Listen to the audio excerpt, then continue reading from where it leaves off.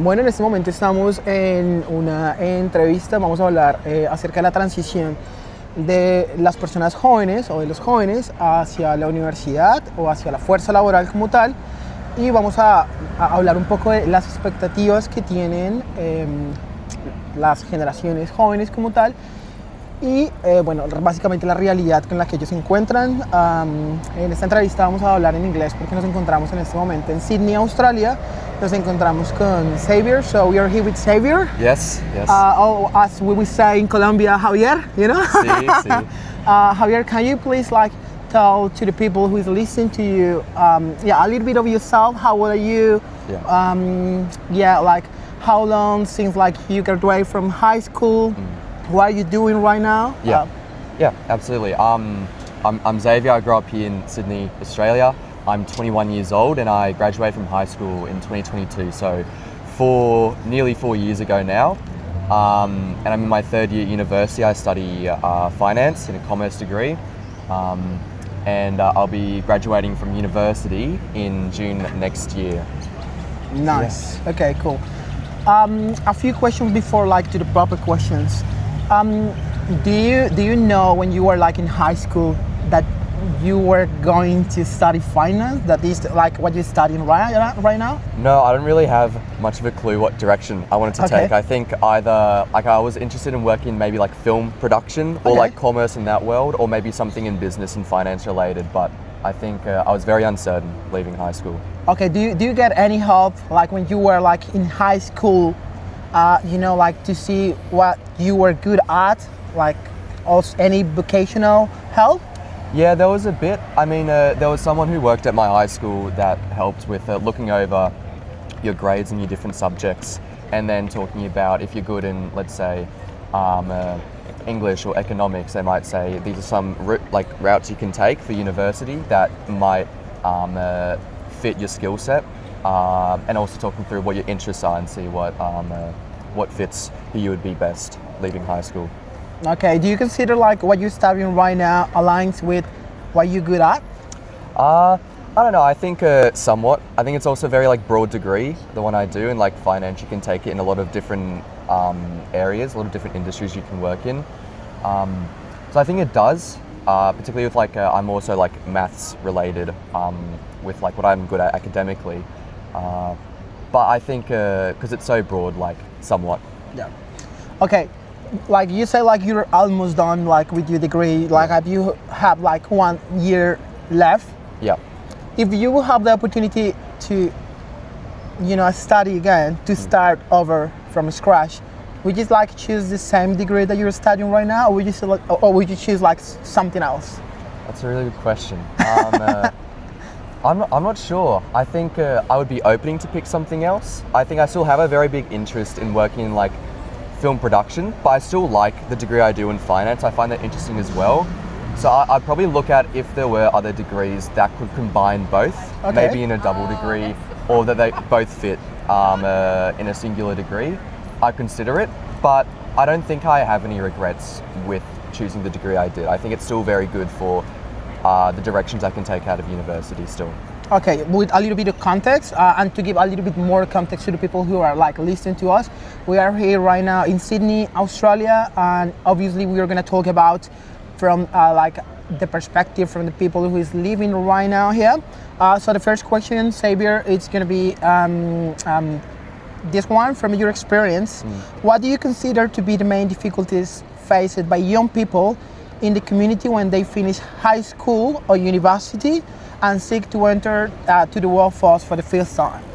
Yeah, I think leaving high school, a lot of difficulties I think a lot of people face is I feel there's a big push to go into university, which I think can be a good thing, but at the same time, university isn't meant for everybody, and I feel some people are pressured into doing something that maybe be better to take some time off, maybe a year after high school, to just, if you're not sure, just work and think over what you'd like to do. But people are rushed into degrees, and I feel I've seen with a lot of friends or peers of mine that they start doing something and then 3 years into studying they're oh, I was rushed into this and I just did it for the sake of it, and now I kind of regret where I am at now. So I think that's a big problem with high school. I feel a lot of people are expected to go to university, So I think that's a big difficulty. And then for the university part, I have a few different problems, especially recently with like AI. I know a lot of like jobs of like entry-level jobs or graduate roles, they're kind of being taken over by like AI and a lot of these big like corporate companies, especially in the areas that I'm looking at, where there might be, 4 years ago, they'd be looking at 10 people to hire as graduates, but now they're looking for 4 because they don't need that many people anymore. So it's become a lot more competitive and scarce, or like scarce, the availability to start work. So would you say like the new technologies are like taking over like their places then? I think a lot of it, yeah. It depends on the industry, but I think what I found, it definitely has taken over a lot of jobs. Okay. The second question is like, do you consider that the education of young people received during high school adequately prepares them for the demands of the workforce, and why? I think high school does. I think it could do, maybe it could do a better job, but I feel like the whole high school certificate system, I think really adequately builds up important skills of like particularly discipline. I think there's a lot of like the pressure in the lead up going to year 12. Like it can be stressful, but I feel like it builds a lot of resilience in people, and having to do at least like 10 credit points, I think it gives like enough of a variety of subjects that you have to specialize in to do well if you want to get into a university course. So I think it does those things well. I think, however, there might be some other like soft skills that they could build with that I think university maybe focuses on more, but such as like, I don't know, like communicating. I feel like a lot of the stuff for high school is just like pen to paper and doing an exam, but you don't really build very other skills. structural education. Yeah, it can be a bit too structured sometimes, so that might be a big limitation with the high school system. Okay. The question number 3 is, how do factors such as the family, economic situation, access to the higher education, lack of work experience, or the opportunities available in the local area influence the decision like the young people make after graduating? I think a good thing is why university is so popular in Sydney is that there's like a HECS system where the government can pay for your student fees at university, and then in 10-15 years time you can pay back the government. Okay. So it's essentially free for now when you're young. So it's made university very accessible for a lot of young people in Australia. So I think that's a good thing. However, I feel like there are some stuff with like at universities where you have to do like for example, at my university you have to do opportunity learning elective, it's called, an OLE, and it has nothing to do with my degree, but I have to do it to finish it. And I feel like it's just extra debt or payment I have to make, but doesn't really add much to my qualification. Okay, yeah, that makes sense. Like something like that, would you say that it's not really going to help you like in the real life? Yeah. When you graduate? Exactly, yeah. Okay. The question number 4 is, have you observed any difference between young people's expectations about like finding employment after finish high school or university and the reality that they encounter when looking for a job? Yeah. And what are the main like difference? Yeah, I think the biggest difference I've found in a bit with myself, but more so with the like people around me as well, is people very like have a lot of goals they have for where they want to work and like their dream jobs when they leave high school and go into university. And then by the end of university, I think because it's very expensive living in Sydney too, and it's around the time people want to move out of home, they just take the highest paying job, and then they prioritize that over what they want to do the most. So I think that's the biggest change in expectation. I think people become a lot more complacent in what's most convenient and what's paying them the best. Okay. The question number 5, like from your perspective, what actions could educational institutions, companies, public agencies, and the community take to facilitate young people's transition from high school or university and or the workforce?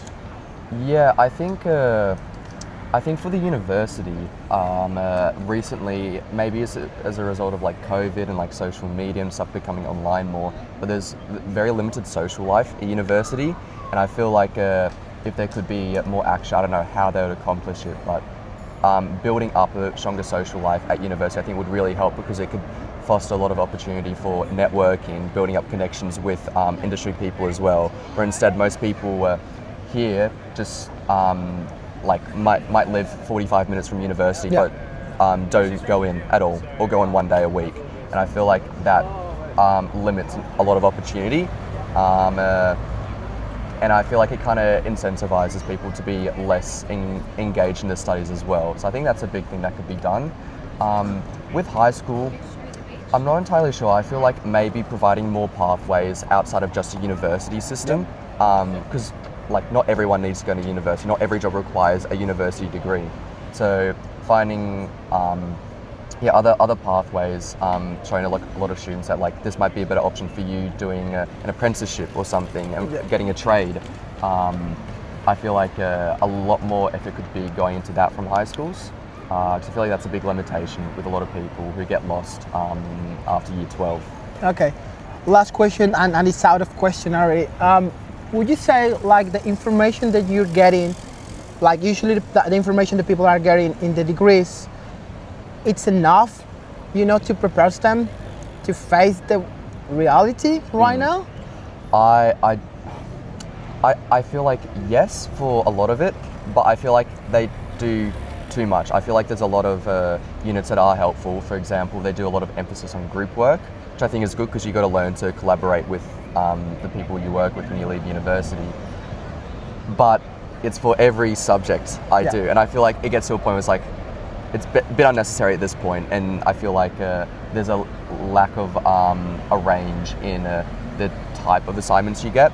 And then at the same time, I feel like there's too many units that you have to do that maybe if I do 8 units in 1 year, or 8 subjects in 1 year, maybe 5 of them I feel like, okay, I'm learning important knowledge and skills for what I want to work in. But then the other 3, it's just a bit of a waste of time. Yeah. I feel like they just put in extra stuff just to fill out the degree.